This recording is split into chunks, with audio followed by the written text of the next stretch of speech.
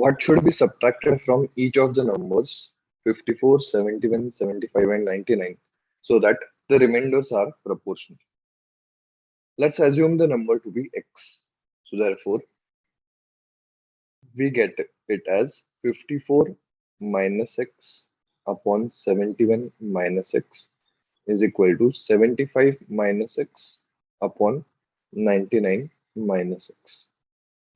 Now to get the value of x, we'll cross multiply. So it will become 54 minus x into 99 minus x is equal to 75 minus x into 71 minus x.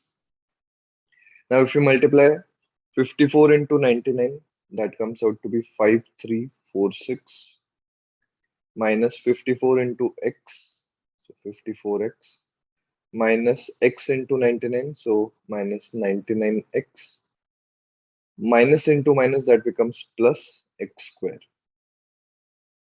is equal to 75 into 71, that comes out to be 5325 minus 75x minus 71x plus x square. So x square is on both sides, so we can cancel it out.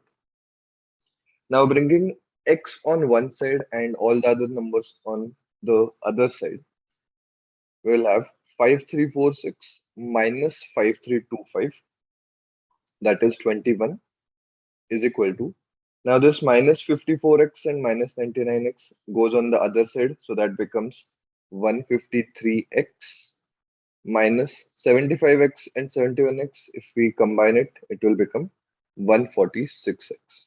So 153x minus 146x, we have 7x.